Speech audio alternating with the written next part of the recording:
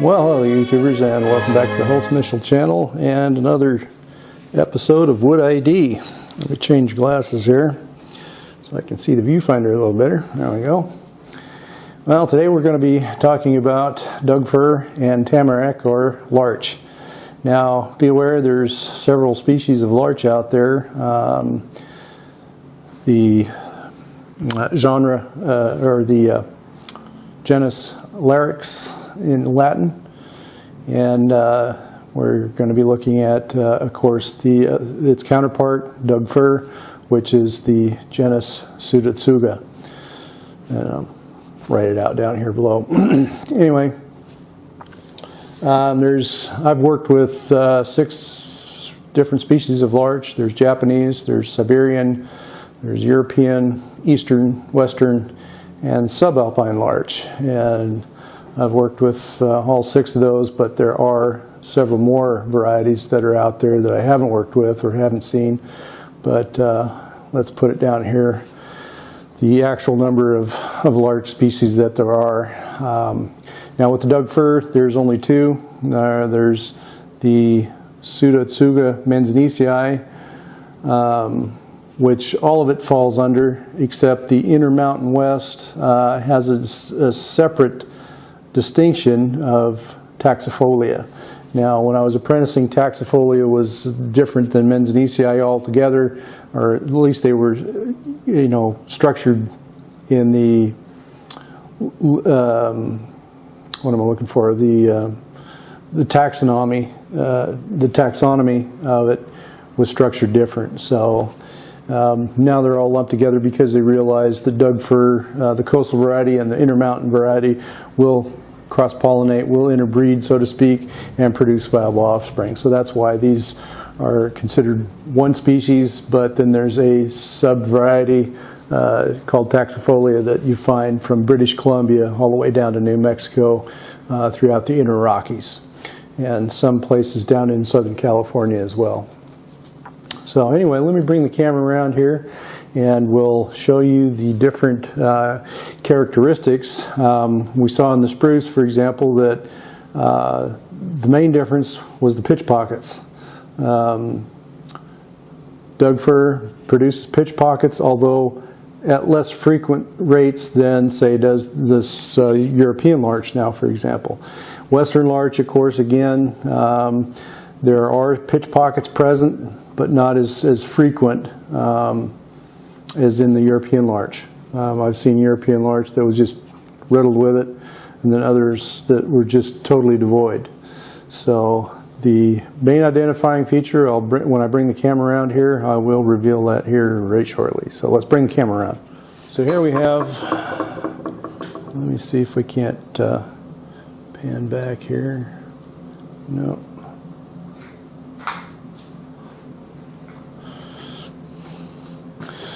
Alrighty, so here we have 2 different 5 different samples. 3 of them are the Doug fir, and 2 of them are the larch. Let me pan the camera around here a little bit so you kind of get an overview.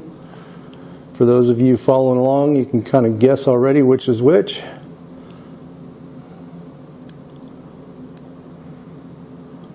So I'll leave it right there. So I've got this little AAA battery here kind of as a size reference. Now, the main feature, of course, I did mention that larch has pitch pockets. And as you can see right here, let's get this in frame, got a nice pitch pocket right here. So this is a larch board. And as you can see by the coloration, there's quite a variety. These are, I'm going to give it away. These are larch, and these are Doug fir, but we have different color varieties. Now, there's still some debate as to what causes the variation in color in the various species of wood. Some say it's genetic, others say it's the mineralization of the soil, i.e., location. I'll let the scholars squabble over that. I'm just going to call it genetic, because I have a sneaking suspicion that when Doug fir was naturalized in Europe back in the 1880s, they brought over both species, or both subspecies, and they've kind of made their way into European forests. So now let me get this into frame here. This is about the best example here that I can show you of the identifying hallmark of larch and Doug fir. Let me get this in frame here. Okay. Now,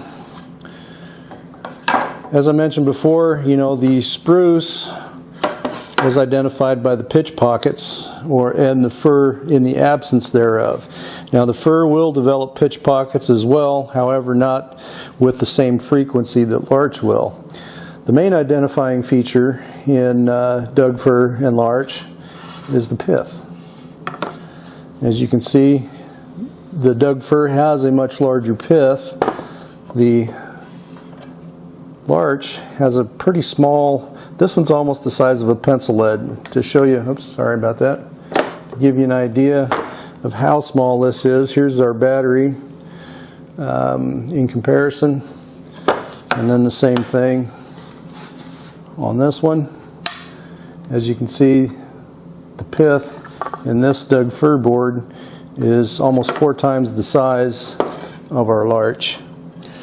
And you'll see too also in the larch, when you get close to the pith, there's these micro limbs. This was a feature in the bird's eye video. These are small limbs or remnants of needles, or what would have been limbs as the tree was, the leader was coming up.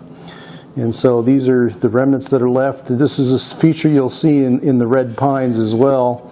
I might get into that later on, but this is characteristic of larch, and of all larches that I've actually held in my hands. So this is one of the things that you can kind of go by. But the main thing is the pith on these. You can't always go by color, because as you can see, the color here is quite a bit different than, it's almost as similar. Let's see, let's get these turned around.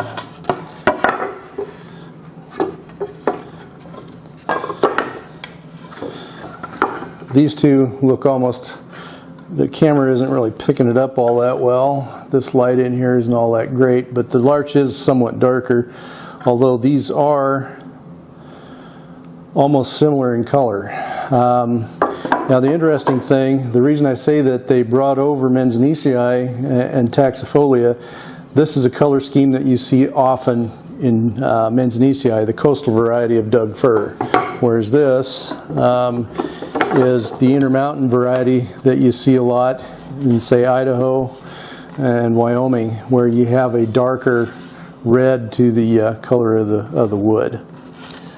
And so in larch, most commonly is this, and also this color as well. But say, for instance, like in the Siberian and Japanese larch, they actually get a little more greenish. I've even seen color variations almost into white, where the color of the heartwood was almost the same color as the sap, and the sapwood was almost indistinguishable. So it's one of those things where you really got to look.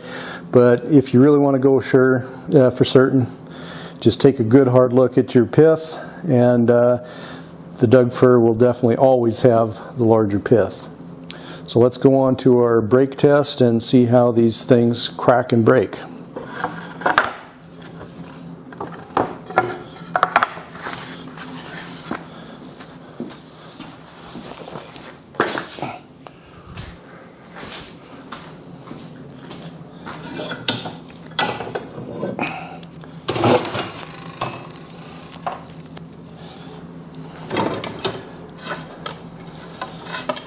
So here we got 2 dry kiln stickers of similar grade. This one's larch. I know because I did some carving on it here to try and identify it a little better. And so they should have similar breaking characteristics. These are both knotless sticks, so let's just see how they break.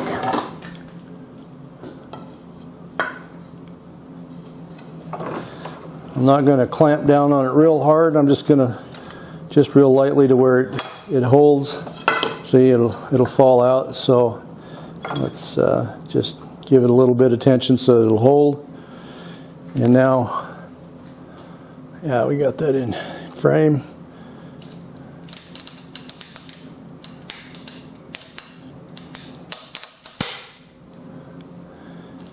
Just like in the white fir, the Doug fir just lets go. It pops, it warns you a little bit, but then it just pops and gives you almost a clean break. Now let's check out the larch.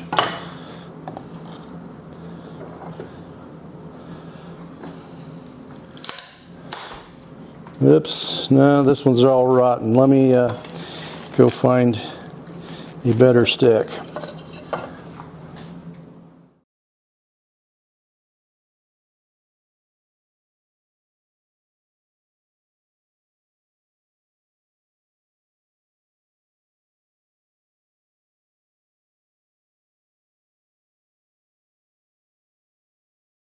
So here we got a fresh sticker, or fresher sticker, out of Larch. Very fine grain. So let's try and do the break test with it and see how this one does. And this one breaks even cleaner. Even less splintering than before with the Doug fir. The Doug fir actually splinters quite a bit more. So let's repeat that. Again, the Doug fir.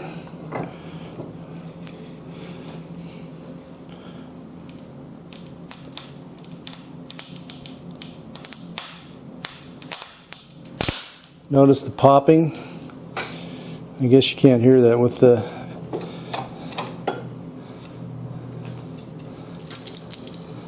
but there again, lots of splintering, just like in spruce. Larch.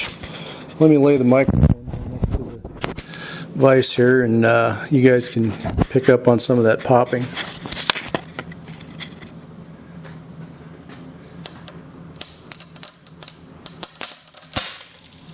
And there it goes. And there it goes. So again, broke on a knot. And we do have a little bit of splintering, but then again, not as bad as in the Doug fir. So let me reposition the camera here. YouTube, to recap that, again, your Doug fir and your Larch. Here we have the two variants that the Larch that almost looks like the Doug fir, and then the darker variations here of Doug fir and Larch. Now, again, to kind of recap on what we were just discussed here, the main identifying feature between the Larch and the Doug fir is the pith. So, anytime you're looking for, you know, a distinguishing feature, that's the one thing that you're going to have to look for. Maybe that you won't be able to immediately find a piece with pith in it, or you know, or a pitch pocket or something like that. Again, the grain is really similar. You know, when we look at the grain up close, you can see that the structure is almost identical in its form and its coloration and the boundaries. Some wood species have distinct wood boundaries, you know, between the late and the early wood. Larch and Doug fir, the late and the early wood, again, look almost similar. There's very little variation. You can't really tell always by the knots, although the knots sometimes give it away. But there again, in the knots, if you find a knot, look for the pith. If it has a very small pith in the knot, chances are it's going to be Larch. If the pith is a little bit larger in comparison, it's all relative. So with the Doug fir knots, let me bring the camera around here one more time just to illustrate that.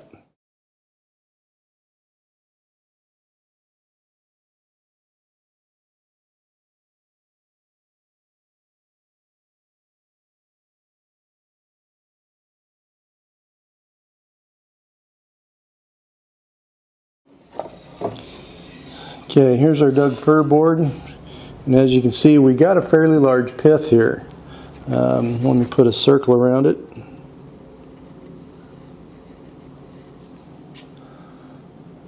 That's the size of the pith in this knot. Now if we go to the larch and look at the knots, here the pith is almost indistinguishable. Same thing on these larger knots. Let me see right here. These larger knots here, the pith is so minutely small that it's hardly visible. Same thing here in this one. Very, very small, minute pith. Here we have a nice spike knot in this board right here, and just look at this guy, how big the pith is on that. Here's the side of it. As you can see right here, that pith is just humongous. So again, in the knots. Well, YouTubers, that's a wrap for today's wood ID. I hope you got a little something out of it and are able to make that distinction between Doug fir and larch a little easier now. You know, like I say, if you find a knot, look at the pith. If you have a board in it with a pith in it, again, that's the identifying feature between these two species. You can't always go by coloration. We saw there's quite a bit of color variation, and like I said, with the Doug fir, I've seen stuff from almost white like spruce to a bright golden yellow. Guys on the coast, when I was logging over there, they would call it yellow fir, even though that's not its real name. Then there's same thing in the larch. There's color variations from almost white down to a deep dark red, especially if there's a little bit of fungus in there, or the wood borders on a fungal infection in the bowl of the tree. Sometimes you'll have almost a chocolate brown, and then tiger stripes and all kinds of stuff, depending on proximity of forest fires to you know, there's all kinds of variations that go into it. I'm not going to go into it all here, but it gets to be quite varied. So, and of course, in the Japanese and Siberian larch, you have, you know, even green hues that are in the heartwood. So.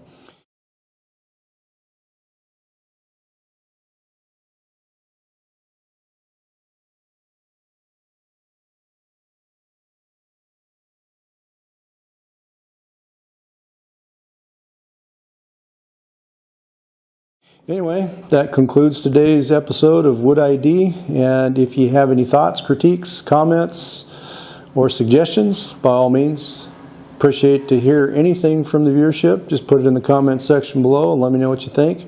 So if you have any thoughts, suggestions, critiques, comments, supplemental information, by all means, put it in the comments section below. Don't be shy.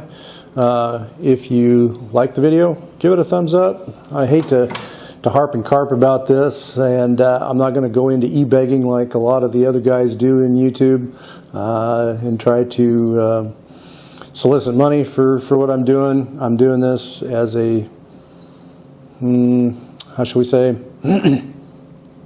public service, and giving a little something back to the world, you know, for educating me. So I hope that you guys expand your base of knowledge through what you've seen here so far in this channel. And if you have, by all means, put it in the comment section below. Give it a thumbs up. Don't forget to subscribe. It shows you how often I start plugging for this stuff, because I can't even say it right.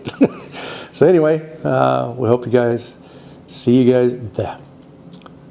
So anyway, hope to see you guys again soon.